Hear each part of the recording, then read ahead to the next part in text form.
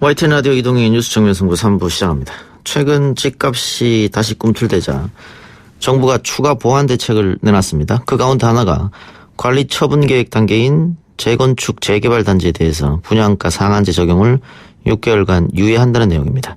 상한제가 시행되면 서울 주택 공급이 위축돼서 기존 집값이 더 오를 수 있다는 우려에다가 재산권 침해라는 위헌 논란 등을 줄이기 위한 조치로 분석되는데요. 국회 국토위 야당 간사로 이 문제에 목소리 높여온 바른미래당 이혜훈 의원 연결하겠습니다. 의원님. 네, 안녕하세요. 예. 자, 정부가 관리 처분 계획 인가를 받은 재건축 재개발 단지에 대해서 6개월간 민간 택지 분양가 상한제를 유예한다 이렇게 발표했는데 의원님 어떻게 평가하십니까? 일단 유예는 아니고요. 유예한다는 얘기는 6개월이 지나면 모두 적용한다라는 거잖아요. 그렇겠죠. 근데 지금 정부 얘기는 조건을 충족하면 빼주겠다는 거잖아요. 예. 조건부 제외를 내건 거라 제가 왜 오늘 국토부 장관한테도 그를 일부 빼주는 건데 조건을 충족하면 예. 모두 다 안 빼주고 다 실행하는 것처럼 6개월 후면 유예라고 하느냐, 이게 국토부와 이 정부의 속내가 들어있는 거 아니냐. 예. 누구도 충족시키기 어려운 조건을 걸어놓고 이 조건 충족하면 빼줄게. 근데 아무도 이거는 못 충족시킬 거다. 그래서 결국은 6개월이 지나면 모두가 다 분양가 상한제 적용이 될 거다. 이런 속내가 드러난 거 아니냐 제가 좀 지적을 했는데 예. 어쨌든 간에 잘못을 인정하고 시장의 흐름이 굉장히 걱정되는 상황으로 가는 것을 받아들여서 고치겠다라고 한 용기는 환영합니다. 예. 그런데 내용을 보면 모자라서 한참 모자라요. 예. 6개월이라는 시한을 뒀는데 이 6개월 안에 지금 관리처분 계획을 신청한 단지들이 인가를 받고 그다음에 이주를 하고 철거를 하고 착공을 하고 착공이 끝나야 이게 이제 분양 모집을 할 수가 있거든요. 예. 이 어마어마한 그 단계들은 대부분 지금까지 재건축을 한 단지들을 보면 3년 이상 다 걸렸습니다. 예. 많은 경우가. 예. 근데 3년 이상 많은 경우에 걸리는 이거를 6개월 안에 하면은 빼줄게라는 것은 정말 상당히 네. 이해하기 어려운 조치죠. 그 의원님은 기본적으로 민간 택지 분양가 상한제를 실시해도 집값을 안정화시키는데 도움이 안 된다. 오히려 공급을 위축시키기 때문에 집값이 더 올라갈 수 있다. 이렇게 생각하신 겁니까? 네, 그게 이론적으로 그런 것뿐만이 아니고 예. 지난 우리 40년간의 대한민국의 부동산 시장 역사를 보면 예. 분양가 상한제를 들여왔을 때 200만 호 노태우 시절에 700만 호밖에 집이 없던 시절에 200만 호를 늘렸으면 어마어마하게 물량을 늘린 거잖아요. 그때를 제외하고는 다 분양가 상한제가 집값을 올렸습니다. 공급이 위축됐기 때문에. 예. 그래서 이거는 뭐 단지 경제학의 이론뿐만이 아니라 시장에서 실제 확인된 과거의 경험이죠. 예. 그래서 그 집값을 안정화시키기 위해서는 공급을 많이 늘리는 수밖에 없다. 이런 말씀입니까? 공급을 늘리는 게 가장 좋은 방법인데 예. 공급이 그렇게 무한정 늘어나지 않는 경우에 하더라도 예. 오히려 공급을 위축시켜가지고는 이거는 최악의 상황으로 가는 거다라는 말씀을 드리고 싶습니다. 근데 지금 정부는 강남 중심으로 재건축 아파트의 고분양가가 다시 주변 집값을 끌어올리고 이게 다시 분양가 상승으로 이어지고 악순환이 되기 때문에 반드시 분양가 상한제는 실시하겠다. 민간 택지. 이런 생각인 것 같은데요. 네, 이 정부가 지금까지 자랑해온 거는요, 작년부터 올해 사이에 집값이 하락세로 갖고 안정이 됐다라고 이제 자기들 부동산 정책의 효과다라고 자화자찬을 많이 예. 해왔거든요. 예. 근데 이제 실제 데이터를 보면 작년 11월부터 8개월간 단 한 주도 빠짐없이 전부 집값이 내렸지 올라가지 않았습니다. 예. 근데 딱 7월 달에 한 달에 약간 올라가는 느낌이 있었어요. 예. 근데 그것도 0.02% 늘었습니다. 예. 0.02% 는 거는 바로 1년 전인 7월 달, 2018년 7월 달에 비교하면요. 그때 오른 폭의 24분의 1도 안 돼요. 예. 그러니까 이게 상당히 가파르게 오르는 상황이면 정부가 뭔가 집값을 잡아보겠다고 뭐 발버둥을 치는 게 효과는 없겠지만 이해는 되나. 근데 이 경우에는 그렇게 집값이 경제를 희생시키는 극약 처방을 써가면서까지 잡겠다고 나서야 될 그런 비상 상황이 아니라는 거죠. 오히려 분양가 상한제를 실시하겠다 8월에 발표하고 나니까 9월에 지금 천정부지로 뛰고 있습니다. 예. 이게 극약 처방이다 이렇게 보시는 거군요. 네. 예. 시장을 위축시키고 그다음에 여러 가지 부당한 일을 가져오잖아요. 조합원들에게는 수억 원씩의 부담 폭탄을 안기면서 추가적으로. 근데 이제 현금 부자들, 대한민국 상위 0.01%에 해당하는 그분들은 지금 그냥 앉아서 분양을 받기만 하면 5, 6억씩 시세차익을 그냥 가져가는 대박 로또를 받고 있잖아요. 뭐 줍기 이런 말도 있고요. 네. 예. 그러다 보니까 이게 어떻게 보면은 극약 처방이라고 생각하는 이유는 집값은 못 잡고 오히려 집값은 올리고 그다음에 이렇게 사람들 간에 서로 형평에 맞지 않는 부당한 결과를 가져오는데 이게 극약 처방이 아니고 뭐겠습니까? 근데 문제는 이 극약 처방이 집값을 잡지를 못해요.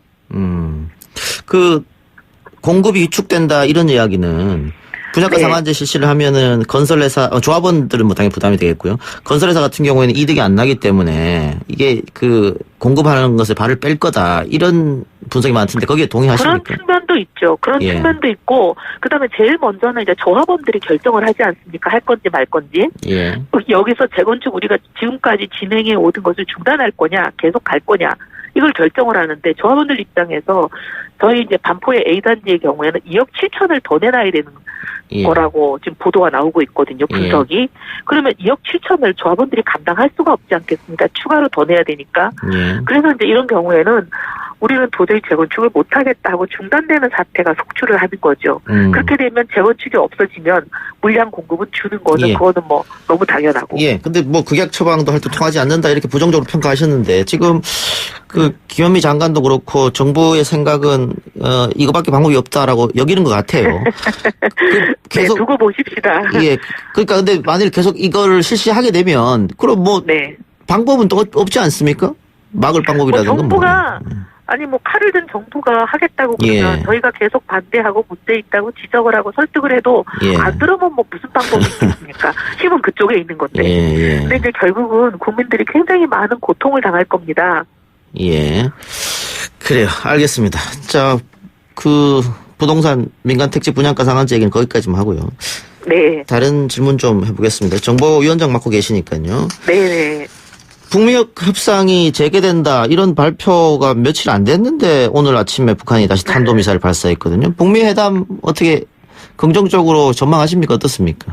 저는 열리긴 열릴 거라고 봅니다. 예. 열리는 거하고 문제는 그 결과가 모두가 원하는 결론을 도출하고 해피엔딩이 될지 그거는 미지수인데요. 예. 어쨌든 열리기는 할 것 같아요. 왜냐하면 북한이 이례적으로 며칠 날이라고 날짜까지 못 박아서 얘기를 하잖아요. 예. 그리고 이제 미국 측에서도 확인을 안 하고 있고 그 얘기는 열리는 걸로 예. 보입니다. 예. 하지만 이제 북한은 이렇게 협상을 시작하면서 도발을 하는 게 이 사람들의 스타일입니다. 예. 지난번 9월 9일 날도 보면은 그 최선희 외무 제1부상 이번에도 또 이제 4일 날 열릴 거다라고 얘기한 동일인입니다. 동일인이 우리가 미국과 대화할 용의가 있다라고 얘기해놓고 바로 그 다음 날 미사일 2발 쐈잖아요. 예. 그러니까 이런 식으로 늘 보면 협상을 하자고 얘기하면서 한쪽으로 도발을 하고 그래서 협상에서 자기들이 뭔가 기선을 제압하고 협상력을 좀 더 강하게 가져가겠다 이런 나름의 계산이 있어 보이는데 그런 계산이 저는 먹히지 않는다고 보죠. 그러면 북미 정상회담은 어렵다 이렇게 보시는 겁니까?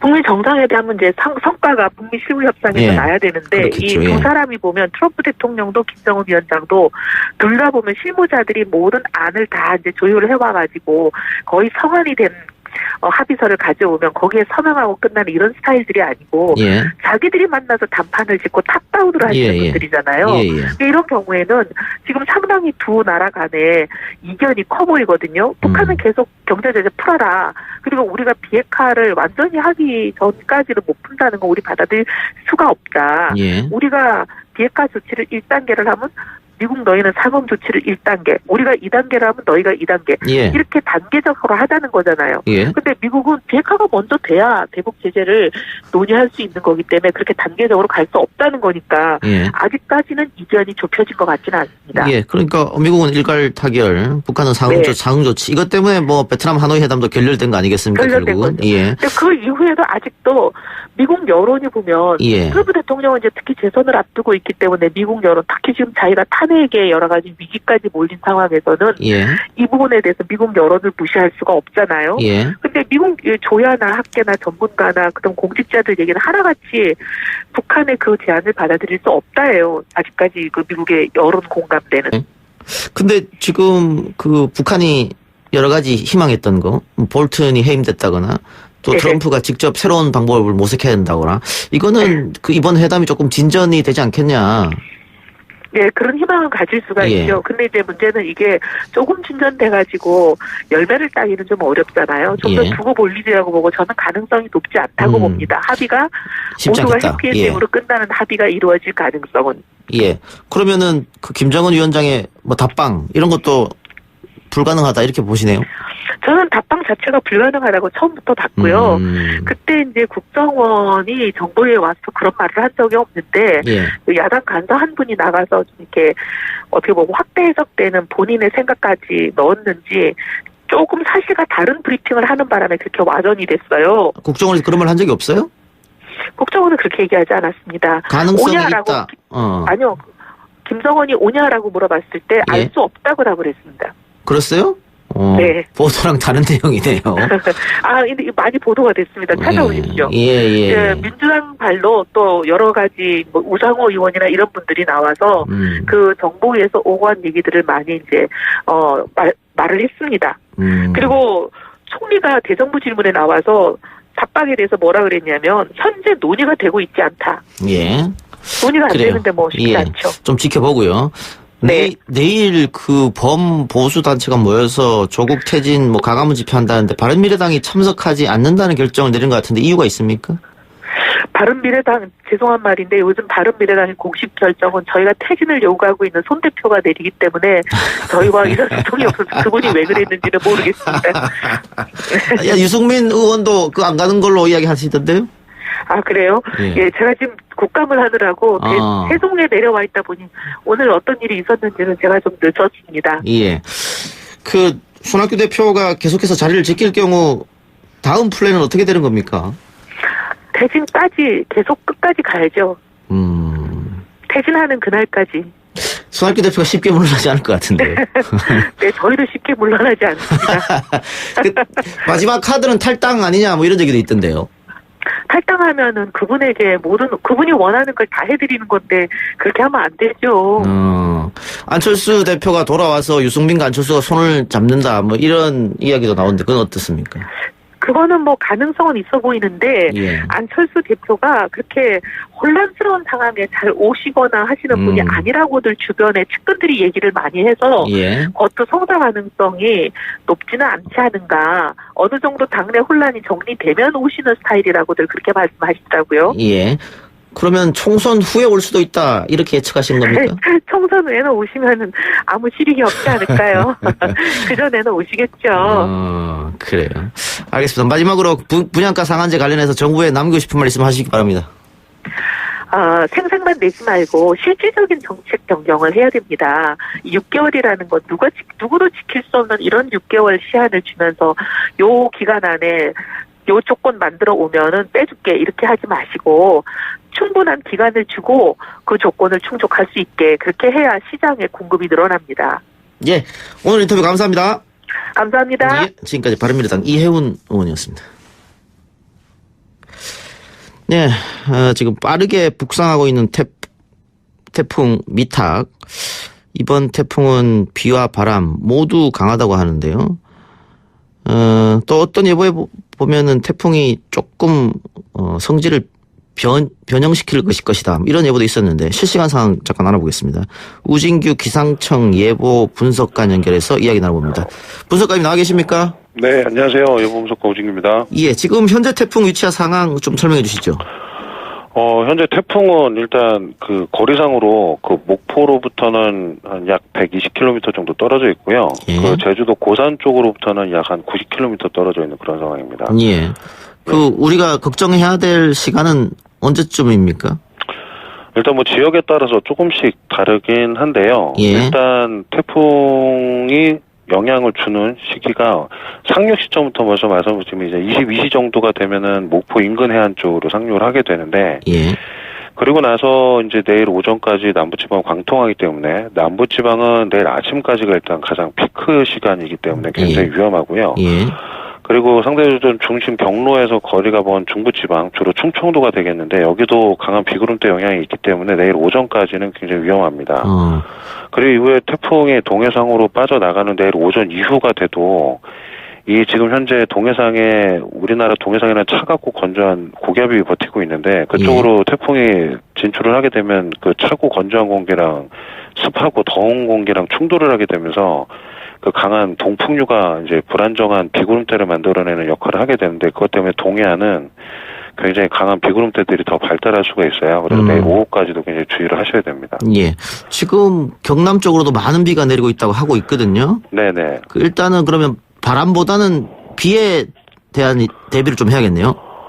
물론 비는 지금 지리산 부근 자락으로는 최대 300mm 그리고 경남 쪽 인근으로 해서도 최대 지역적으로 300mm고 동해안은 500mm까지도 지금 내일까지 예상이 되고 있는데 그 외에도 지금 해안가 중심으로는 시속으로 따지면 약 160km 정도의 순간 최대 풍속이 나타날 수가 있어요. 최대 순간 풍속이. 그러니까 바람도 굉장히 주의를 하셔야 됩니다. 도서지방 중심으로는 180km까지도 지금 예상이 되기 때문에 굉장히 바람에 대해서도 좀 주의를 하셔야 됩니다. 내일 광화문에 집회가 예정돼 있는데 집회는 어떻습니까? 참석해도 될까요?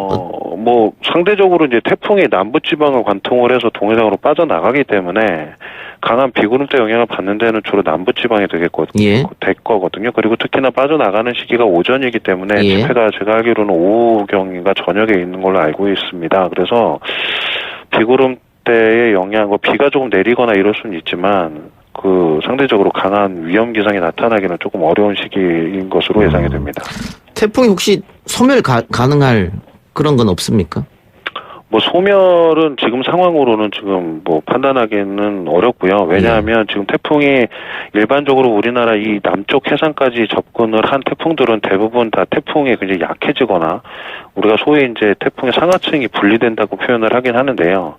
태풍이 일종의 좀 물통처럼 위아래가 조금 이렇게 반듯한 그런 통해 구조를 갖고 있는데 원래 태풍이 약화되는 시기에는 그 위에 있는 부분과 밑에 있는 부분이 이렇게 틀어집니다. 그래서 구조적으로 조금 이제 와해되는 그런 형태들을 보이는데 지금 태풍이 아직까지는 그런 기미가 조금씩 나타나고 있지만 확실하게 그런 분리가 되는 형태들은 나타나고 있지 않고요.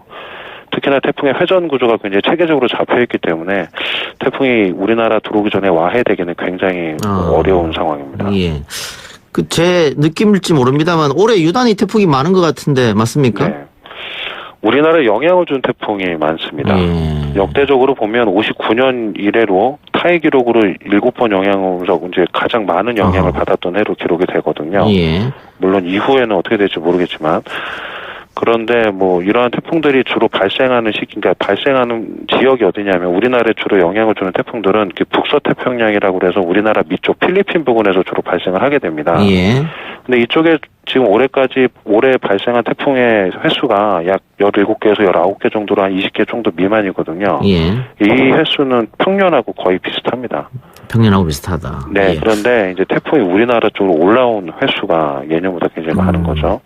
우리나라를 완전히 빠져나가는 것은 언제쯤으로 지금 생각하고 계십니까?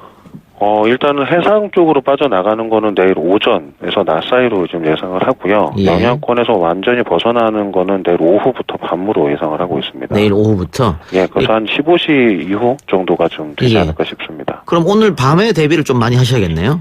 네, 지금 전국적으로는 오늘 밤부터 내일 오후가 가장 위험한 시기이기 때문에요. 특히나 이 시간대가 지금 그러니까 밤이 끼어있기 때문에 우리가 상대적으로 이 재난 상황에 대처할 수 있는 가장 취약한 시간대라고 볼 수가 있습니다. 그래서 각별히 좀 더 조심을 하셔야 됩니다. 알겠습니다. 분석가님 오늘 인터뷰 감사합니다. 네, 감사합니다. 지금까지 우진규 기상청 예보 분석관이었습니다.